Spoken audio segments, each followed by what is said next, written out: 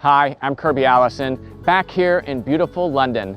One of the things that I love most about this city is the incredible rich history that its traditions offer, shoemaking in particular. And today we have the opportunity to go visit with Canons Bespoke, who this year is celebrating 185 years of uninterrupted history in making bespoke shoes. So join me, Kirby Allison, as we explore the world of quality, craftsmanship, and tradition here in London. Yeah, Simon, great to see you. Good to see you too, Kirby. It's nice to be back. Welcome.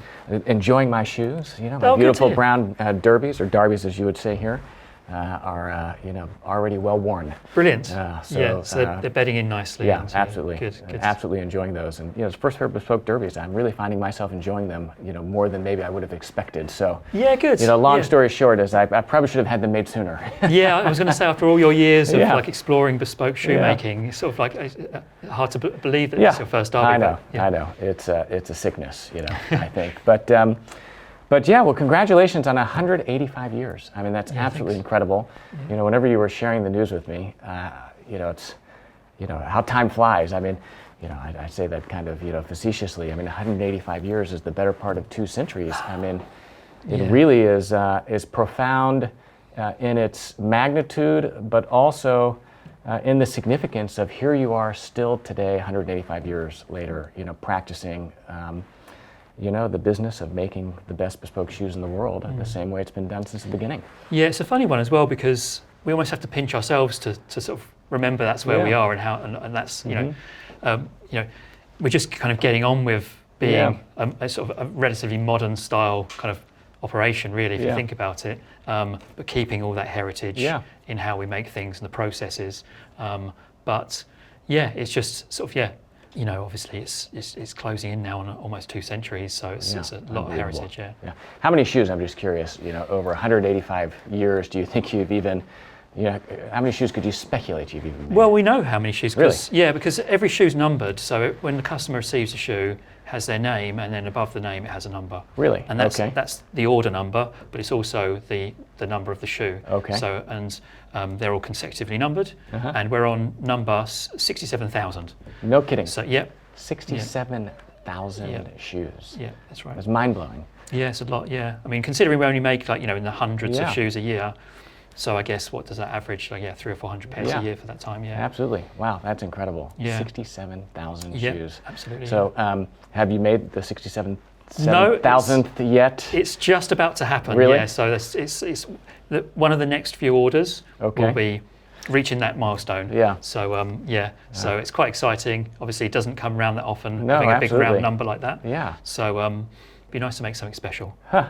Yeah. Okay. Well, that's interesting. I mean, I guess, are you going to let it be a surprise for the customer or, the client, or do you kind of cherry pick who it is? Yeah, maybe let fate play its hand, and see who the person is who kind of walks through the door. So. That's exciting. 67,000. Yeah. I mean, it's really incredible, the story of Canons, right? And I think it's so emblematic of just, kind of the history of time, right? In that, Canons, formerly Foster and Sons, right? I mean, over 185 years, there's ups and downs, there's challenges, there's booms, there are busts, For 185 years, you've kind of seen it all. Yeah, absolutely. Right, and I guess, in the particular moment is always significant and, catastrophic or trying.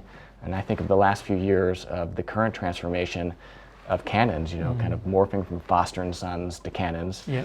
Had to be, very stressful and challenging. Yeah, it definitely. But you step back and look over 185 years, and it's like, well, I mean, of course, so many firms have traded names and continued and, had challenges, but, under the right, kind of leadership, the craft is still thriving. Yeah. And I think that's one of the things I really respect, with you, Simon, and one of the things that's certainly, I think, best represented in the shoes that you're making, is that commitment to the craft, to excellence, a real intentional effort to balance, both heritage, but then also being, modern and relevant.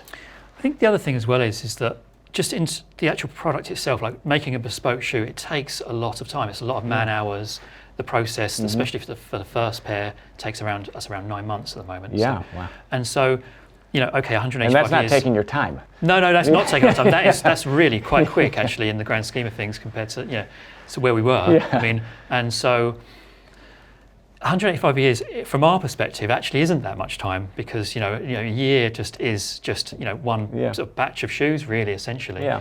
And so, and each shoe takes anything from, like I say, 100 hours to sort of 150 hours of work. So yeah, it's one of those things where making any changes as well to like a business like this also takes time. You can't just do it sort of instantly, because the product you're making is like I said, it's almost a year until they get finished. So, but do you find that a product of inertia, and that it's just because of the time it takes to make a product and how old the company is, like you just can't turn the ship on a dime because it's a pretty large ship? Or do you think that there is a certain wisdom in not making changes too quickly, because part of the beauty of craft and traditional craft is practicing it in a traditional way. Yeah. And to make decisions too rashly or too quickly or too easily, could result in one kind of betraying that tradition. Yeah, I think that's right. I mean, I think something like this, you have to respect the heritage of the craft itself, and so making any sort of decisions, that has to be the first sort of you have to reference that first and foremost. You wouldn't want to remove any processes or techniques from the craft. You've got the sort of years of history and sort of there's usually a good reason why something's done a certain way. Yes. So, do you find that some of those reasons are kind of forgotten and you rediscover them? Because that's also kind of interesting, where it could be several generations or removed from the reason that came about, and then that reason has since been lost to time, and then you change it and then realize and come full circle, it was like, no, in fact, there was a reason we were doing it that way. Yeah, I mean, it really does vary. So there's certain things that we do, certain parts of the sort of process where you just couldn't change it. There's no better way of doing it. It's come to the sort of it's evolved to the perfect stage. Whereas there's others where, we're still evolving them. Yeah. So, for example, certainly lastmaking and pattern cutting are two elements of the process which have changed dramatically since over the last 100 years. Huh. So, so that, I guess that's to kind of backfill a question, right? Is do you think bespoke shoemaking has changed much over its 185-year history? Yeah, I mean, are you making shoes differently today than you were, 185 years ago? But even just a few decades ago, are they different? I think if you look at like a shoe, I'd say even like a shoe that is over 100 years old, like this shoe here, the actual bottom making, the closing and the bottom making part of the process is basically identical to how we make it now. There's I can't think of anything really off the top of my head that would be different. Even just the materials we're using are the same. There's all leather stiffeners, the linings, everything's the same. Like in these kind of periods though, the last making and pattern cutting was different. So it would have been, the last making was probably slightly more symmetrical. Okay. Less of nuances between the left and right feet. Okay. And so the further you go back, the more symmetrical lasts are. And and same with pattern cutting. Pattern cutting wasn't done by an asymmetrical method. It was done geometrically, so it's much quicker, but then symmetrical. So it meant that you only did sort of half the pattern and folded it out. That's totally different now. Okay. I mean, we're spending much more time doing those two elements, and those are kind of really the most important two elements of the whole thing. So yeah, I mean, that's definitely changed for the better. Yeah, because it's interesting. Now you said this shoe's how old? I mean, it's from Victorian times, really? So that's amazing. So. And this is an actual Foster sample. Yeah, so that's the oldest one I can find, because and the reason why I know is because inside, if you take this out. I don't even want to touch it. It's a museum piece. Yes. It's just pulling it off the shelf. Yeah, I don't usually carry this with me to the US because it is quite old. But if you take these beautiful trees out, then just inside here, it's quite delicate, but you can see here, it's been blocked in gold. Our address, Eagle? 5 Eagle Place. Really? Now that was before we were in Duke of Yorkshire. W. Foster, and that just kind of cut off. W. Foster and Son? Yeah. Okay. Yeah, so this is 4 locations ago. So basically, I think this is the sort of like, It was 19th century Victorian era. Victorian times, yeah, Wow. exactly, yeah. So, if you go to Eagle Place now, which is in St James's, it's just off of German Street. Okay. There aren't any shops there. Yeah. It's like a kind of an alleyway. Wow. So, it's really speaks to how much London has changed Yeah, over the for sure. course of. But it's also incredible that you still in London. It's probably the only place in the world that you still see heritage craft, thriving.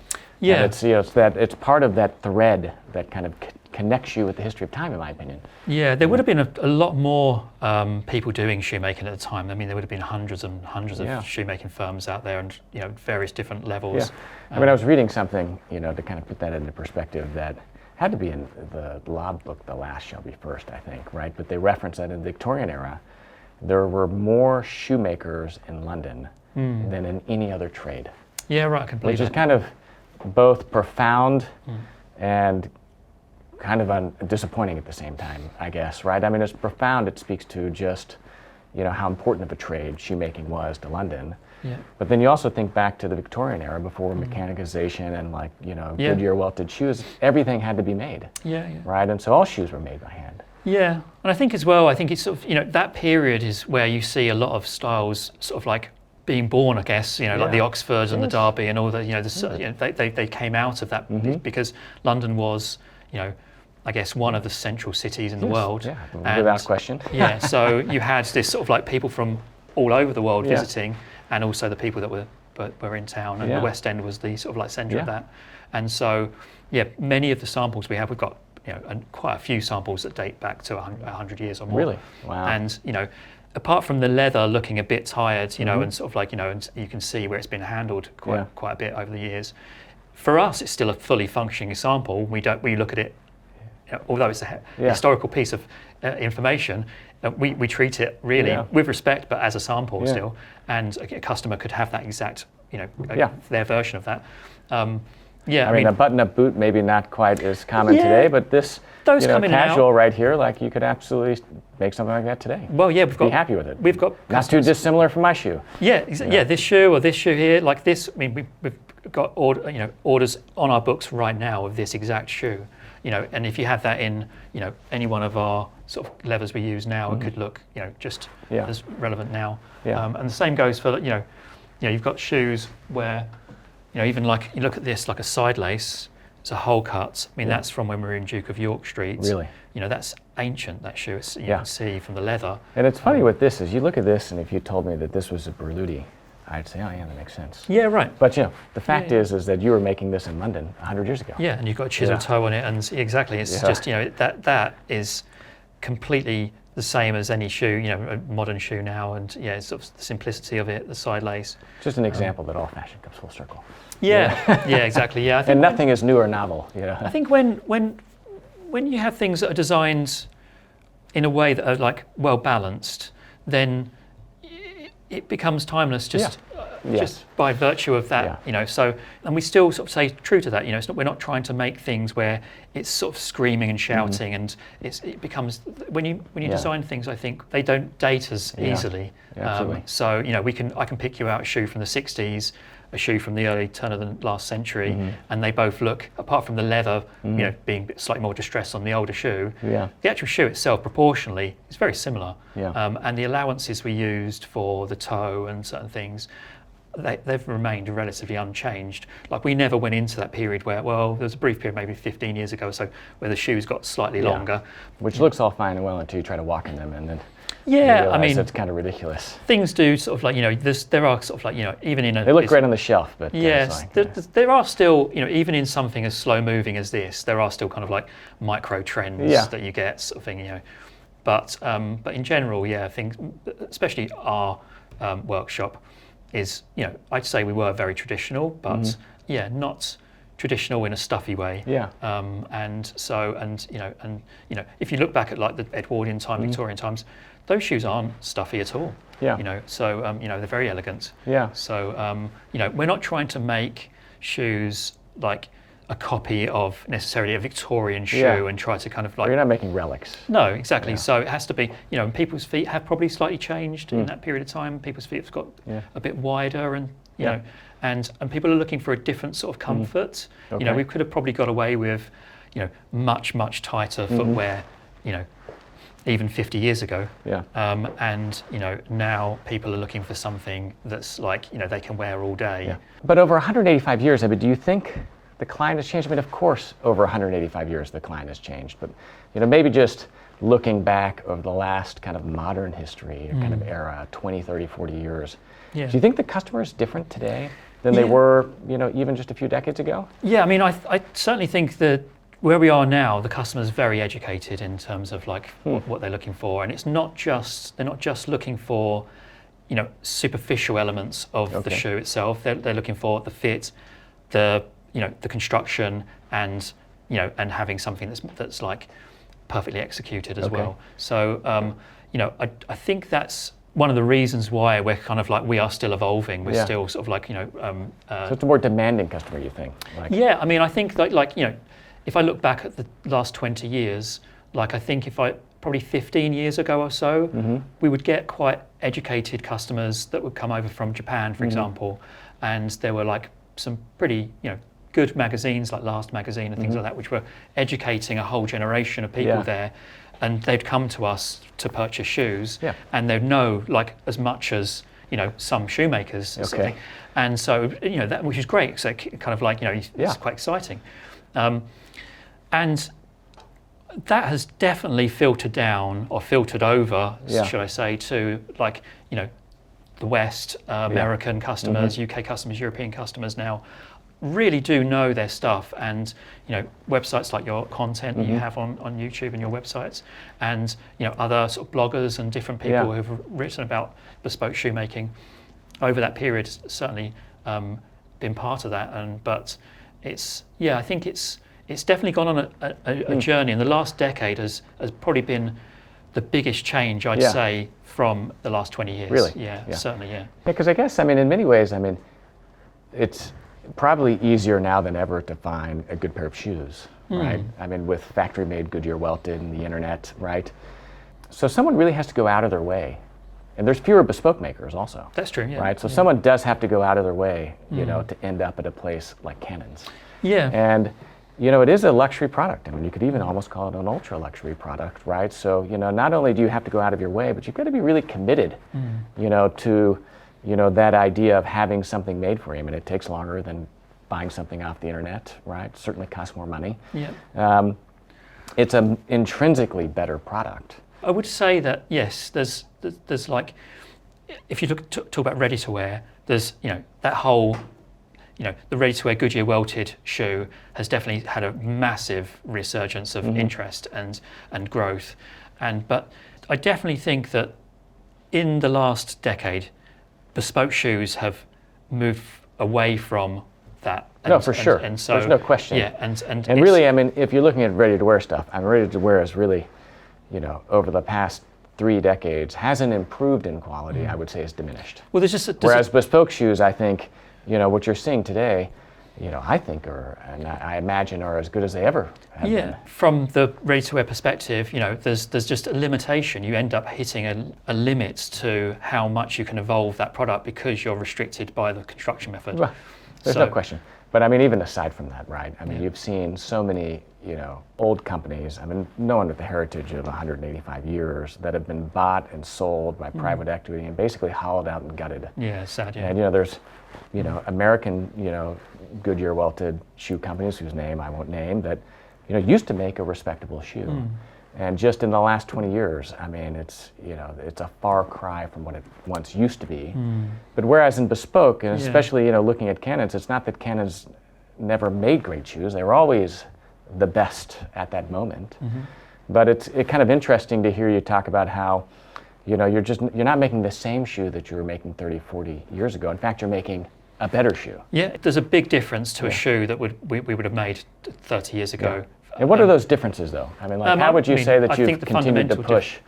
Well, I mean, our heritage is quite unique. Has the way that you made them change? Yeah, like I said, I think the actual construction side of things, there's fewer changes. I think if you're talking about the actual hand welting and things, hand blasted, and I think that's a good thing that hasn't changed much. And I think that is an optimal construction method for a bespoke last. But definitely the last making and the pattern making has changed. How's that? Well, if you start with last making, the lasts are, we're putting in sort of almost more like, for want of a better word, orthopedic level of sort of like thoughts that goes into the fit. Whereas, so, we're positioning the foot in a certain way, which is sort of optimal for that person. And, that's, you can't do that in a ready-made construction because the insole isn't blocked. Yeah, but we're just talking about bespoke today versus bespoke 40 years ago. Yeah, but yeah, I think that there's one unique thing about our workshop is that, like, our heritage in last making is slightly different to some of our competitors. Okay. So we, like, how I was trained was always in this sort of like slightly like looking at the foot shape and the foot type and trying to create the best fitting shoe. And we've just used that sort of like level of knowledge, and we've basically improved on it, as and we continue to improve on that. But do you think you put more time into a bespoke last today than you did 30 years ago? Definitely. Right? Yes. I mean, just really spending more time, making it bespoke, customized. Even just from the beginning, from the measurements, there are more. We take more measurements. Okay. We don't. Just that alone, we're looking at sort of like, foot types and things in a different way. Like, I think people, they also want to have like the shoe fit in a certain way. So, but yeah, in terms of like a shoe from 30 years ago, it would have been very well fitted, but now it's like, you've also seeing sort of foot types changing as well. Okay. So for example, like we have like if I think about all the lasts I make a year, I probably make over 200 lasts a year. Okay. And maybe a quarter of them are people that, for example, they intensively run. Okay. And so that has changed those feet. Okay. There's the actual genetic foot shape, and then there's the sort of the changes that you can make from the environment. Yeah. And we have to adapt our last making to fit those new foot types. Yeah. And you probably didn't have, maybe 30 years ago, maybe, but like certainly not 50 years ago. Not like today. Yeah, and so it builds out sort of like the outside instep, and it sort of changes, the foot becomes more curved, and so that all has to be built into the last. Because we've problem solved that, we then had to change how we do the patterns, because the patterns were more symmetrical than now the lasts are, and so now we have to make asymmetrical patterns, which is going from like an hour's work to now a full day's work, and because otherwise the upper will be, it won't be the correct shape for the last, and you'd have to sort of pull all that shape out of the leather to make it fit right. So that was like the second stage of like how we evolved, I guess, the process. I mean, that's not a small thing. That's actually kind of been a massive thing. We're sort of like, so I think there's elements, like I said, of the process that have remain unchanged, and there's ones that just the last really even 5 to 10 years which have changed dramatically. Which is, again, I think it's easy as an American to kind of come over and think that the heritage companies have survived and persisted and thrived in many ways because of their commitment to not changing. But I think the more the conversations I've had, the more I've learned that it's slightly more nuanced than that. And the heritage companies that have really stood the test of time have remained true to their core values and their craft, but have in fact always evolved. Maybe not too quickly, right? It's a good thing. Not overnight, but they're, they've always remained relevant, to, whatever that current era is. Yeah, exactly. Yeah. So I mean, and I think that's just, I think what's sort of going to play out now over the next sort of decade, I think, in this sort of type of business is going to be that, because you can see there's people who are quite keen on, for example, like zero drop type shoes, sort of that kind of thing has been quite sort of like a buzz sort of thing in ready to wear. And what I guess those companies are trying to do is try to make something that's more kind of like what they think is more kind of natural way the foot functions, and they think that a shoe is like kind of like a natural thing. they'd have everyone walking barefoot. Yeah, but I think that's actually, I actually think that's, I can see what they're thinking, but I think it's incorrect. Yeah, we just need to get more people wearing socks. I mean, that's like... but so, I do think a foot should be pitched correctly, and I think a shoe, like if you go back to like the 60s or 70s, you had people in Cuban heels and things like that where the foot's pitched incorrectly. Okay, yeah, we can make someone a shoe like that with, as one shoe, but like, as a thing for every day, that's not good. Well, if you look at like women's feet, right? I mean, in bunions and like the footed shoes that wearing high heels your entire life will produce, right? It really kind of showcases that, if you have a shoe that doesn't fit well or actually fits improperly, I mean, not well is, I mean, it's probably the standard, right? But something that doesn't fit well can cause problems over time. Well, you've got to think your whole body weight is going through. You're forcing your whole body weight. You're spending all your time on your feet. Yeah, well, on the ball of your feet as well. So if you put your whole weight into those things, and maybe pushing the toes in, the toe shape's too tight, it kind of like. Well, I mean, if it's a little too suspiciously square, right? You can actually, can actually be, painful. I think the thing is, like, okay, like we're kind of deep diving into sort of like fit here and sort of the things like that, but we can improve the fit dramatically, and we have been improving the fit dramatically, and sort of exploring that and what's going on. But we don't want to make like ugly footwear. We want to make the most beautiful looking, elegant shoes for each individual person. And so, as much as you're kind of like going through a process of kind of like engineering a shoe that's right for that person's foot type, you also still want to make something that's really beautiful for them and is in keeping with our heritage. And that is quite challenging. Do you find that those are kind of competing goals? I like it. I mean, I totally often at odds with one another? I don't think, maybe not at odds, because if the shoe fits correctly and is the right shape, by definition, it looks right for that person because that's their body.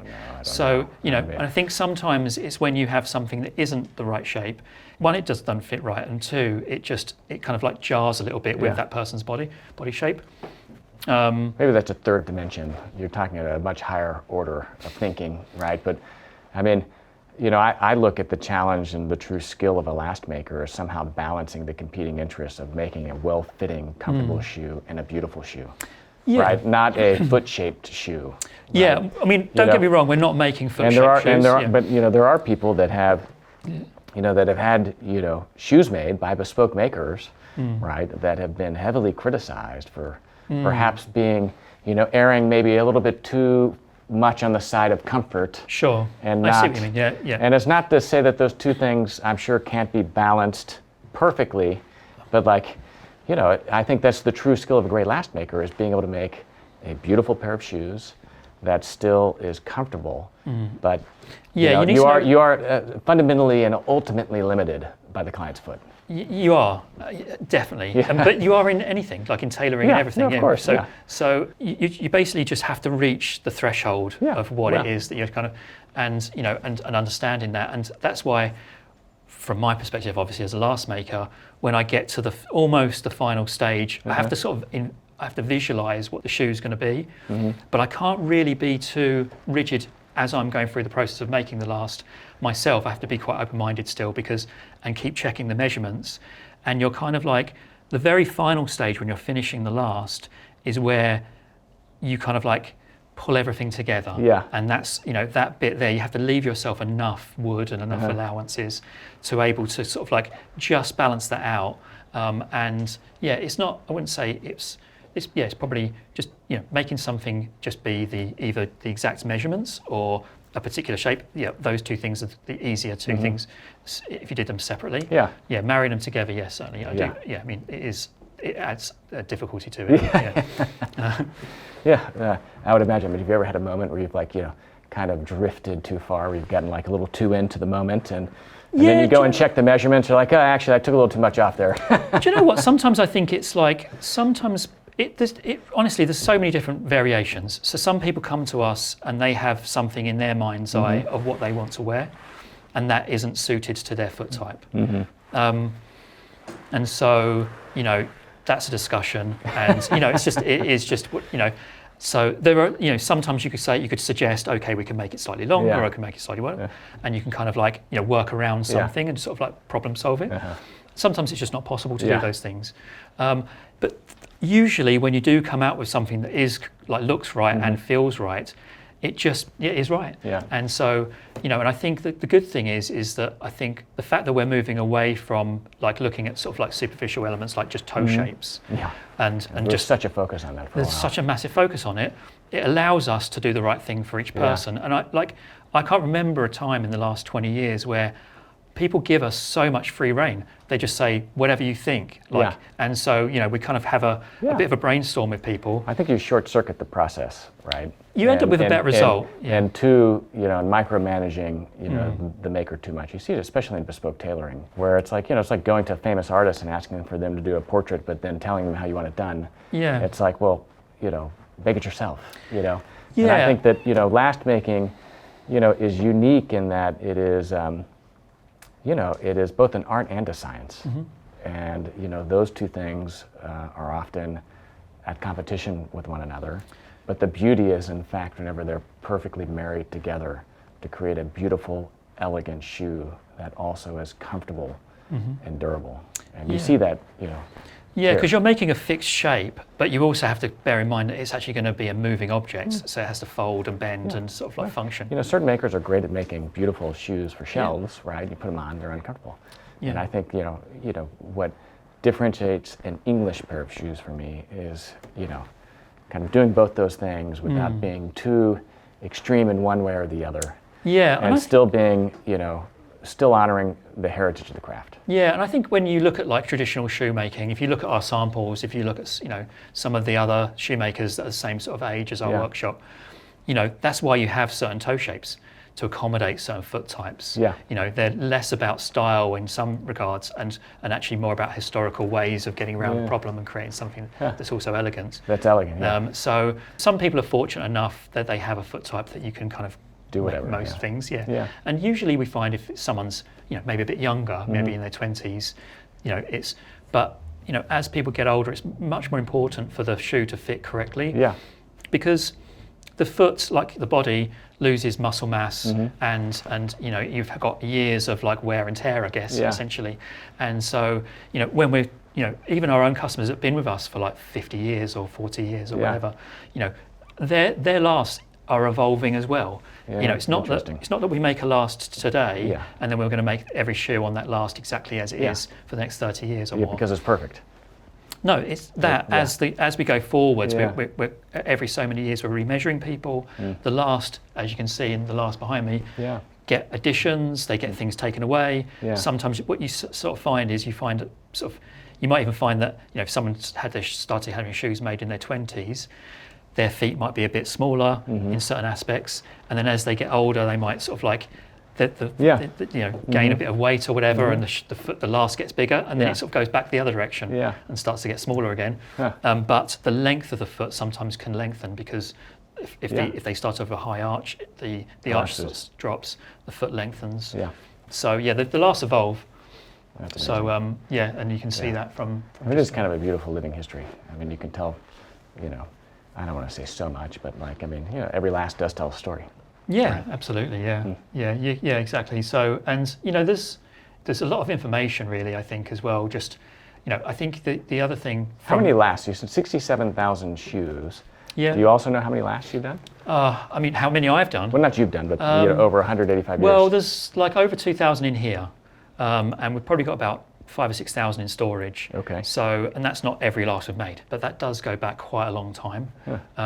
So, that's already a lot of hours of work. Even if for me these are sort of this 2,000 I guess would be sort of we would consider functional, like still working. Active clients. An active client, like in a business like this, can still be someone who hasn't ordered a pair of shoes in the last 10 years. Okay. Because you're like all of the repairs are done on your last. So we, even if someone hasn't been ordering, they might have such a big shoe collection that they don't need any for some time. But the shoes must come back to us and go on the last to be resold. They Yeah. can't be, because it's hand welted. Yeah. So yeah, all the lasts here, I'd say, were active. Even some of the ones in storage are active. Yeah. We have a different sort of filing system for those, but we can find them. Huh. Wow, 185 years. So this one, you said, back to these beautiful samples, you said this was the first location. That's the first location, off yes. of St. James's on Eagle. 5 Eagle Place. 5 Eagle Place. Yeah. What about these other ones? So this is Duke of York Street. So this is like sort of 1940s era. And it was 5 Duke of York Street. And it was kind of like a half shop. We had a very small little shop there. Okay. When Terry Morse sort of started with, when he came over from Peel & Co. when they closed, we were still in that location. When was that? He came over, I think in the 1950s or Okay. early 1960s. So we had we had sort of 2 locations for it. There was a bit of crossover. Yeah. But yeah, that was quite a small shop. The German Street shop was from the 1960s onwards. Okay. That's when that development happened. Yeah. That building was built then. So this was the shortest kind of period of time. Yeah, exactly. Yeah. So and from what I heard from Terry, his stories, Okay. it wasn't the nicest sort of like working environment. But this is the ebb and flow. Yeah, exactly. Yeah. That is to, So, but a lot of our shoes were, I guess, in those locations were kind of sun bleached. So that's why you get this fading. Yeah.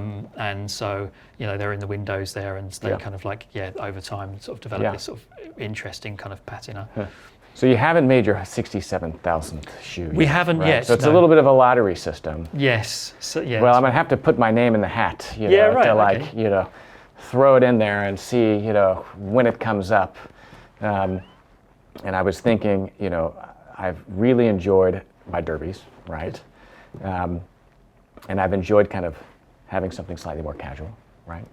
Yeah. And so I was thinking maybe a casual. Okay. Yes. Right. Yeah, right.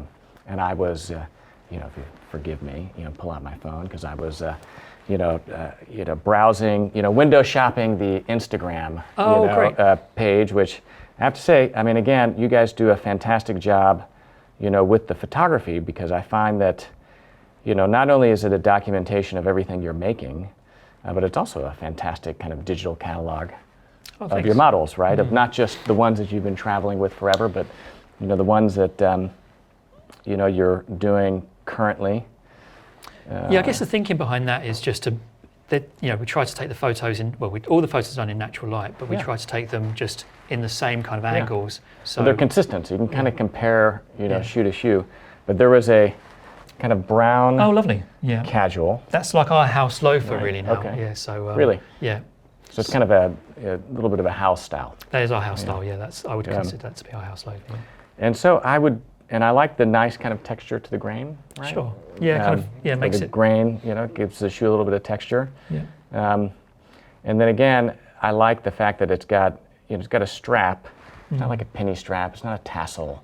No. Right. It's not. I find there's still an elegance and sleekness to this. There's a simplicity to it. Yeah. That I really look to in a casual.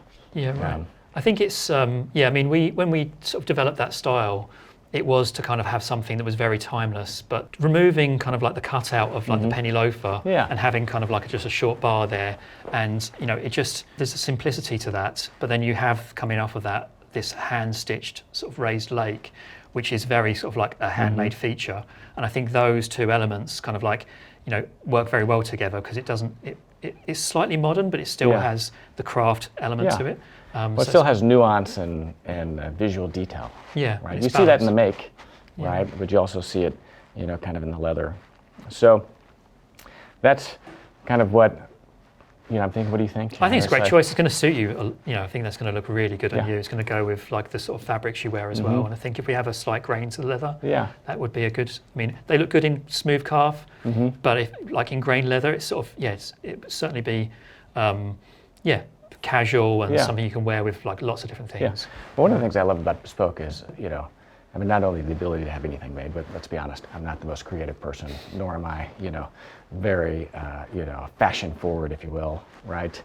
I find that I gravitate towards a very classic, very elegant, very traditional aesthetic. But I find that in the Bespoke process, the access to such a wide selection and variety of leathers gives me an opportunity to still articulate a little bit of my personality. Yeah, sure. Right, which, you know, some can have judgments about. But, you know, you can still do something that's a simple, you know, black cap to Oxford, but has, you know, visual texture, or it's a simple casual, but, you know, it has nuance to it. And one of the things I enjoy about Bespoke is the ability to have that conversation, not just in the design and model of the shoe, but also in the choice of material. Yeah, sure. And I think as well, the other aspect of that is that there's, in bespoke shoes, because the construction method and the fact the last is made for you, there's like, you know, there's just a level of detail that the leather sort of like brings to the shoe, and you can kind of play around with texture and play around with colour in a way that you can't really do with, like, you know, generic last shape and things like that. So, but is a casual last different than the last that you've we'd done? have to make you a new last. Okay. Yeah, we don't have to take any more measurements because we've only recently measured you. Okay. But I definitely have to make you a new last. Okay. And then it would be the same. I mean, it would be the same process that we had on the last pair, where new last, but then also fitting to validate that. To make sure that it's, you know, kind of on the right track. Yeah, I mean, I'd be very confident with the fitting, and I think we only usually expect to do one fitting for a loafer even. Okay. And we although we've made you a formal last first, a casual last is quite different. Yeah. And because you've got to keep those top lines really tight, and so. And for that reason, because we're making a new last, we do a fitting. Yeah. So we stop at that stage, check everything, check the pattern, check the last, and there's always, like anything, minor adjustments that you know, you can find. Yeah. And opportunity to perfect. Yeah, and it's not just the fit. You know, I think a fitting for anything like that as well is it allows us to see where the pattern sits. It allows us to see the design of the shoe itself, because we can see it on your foot. So we might, you know, you could raise the tongue height. We could sort of decide that the top line should be higher or lower for certain, you know, comfort reasons. Yeah. So it's not just, you know, as simple as the last and whether you know we need to make a bit more space or reduce some space here and there.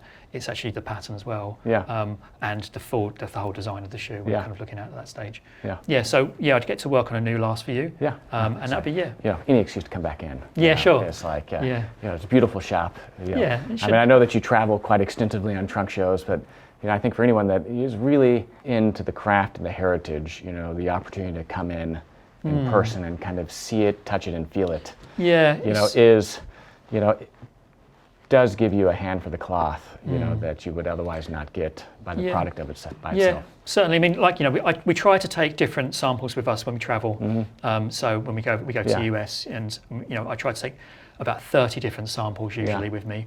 And every time I go, I try to like change which ones, I rotate them a bit. But obviously, when you're here, you know, we've got like, you know, 100 or so samples, and you can kind of really sort of go into that. But, and you've got all your leathers. And yeah, and you've got the feel of it. And it's fun to see the sample, you know, what you're making for clients. Sometimes just seeing what's on the bench. Yeah. You know, we haven't got a lot of stuff. It's Saturday today. Yeah. A load of stuff went out yesterday to our customers. But we've got this riding boot here, which we just finished off. It's going to go out next week. And people find looking at other people's shoes quite fascinating as well. And I guess the Instagram's quite good for that, but to actually physically see them, and you can see our construction as well. You know, it's fantastic. Yeah, really. Yeah. Well, Simon, congratulations. 185 years. It's unbelievable. Thanks, Kirby. You know, throw my name in the hat for that. You know, number 67,000. You know, shoe. And alongside, I'm sure, many other people. Yeah. And you know, spin the wheel, see what happens. Yeah, let's see. Stick your hand in the hat and see what number you pull. Yeah. We'll leave it to fate. I mean, you know, you must let us know, you know, kind of collectively, you know, which shoe is in fact the 67,000. I'll be sure to make sure. If I know anyone, I'll try to twist some arms. But you know, thank you. But yeah, thank you. And you know, I always learn so much. You know, and again, you know, thank you for everything you do. You know, really, you know, supporting what it is we all love, which is quality, craftsmanship, and tradition. Thanks, Kirby. Yeah, it's good to see you as well. Yeah, thank you. Yeah, thanks for coming over.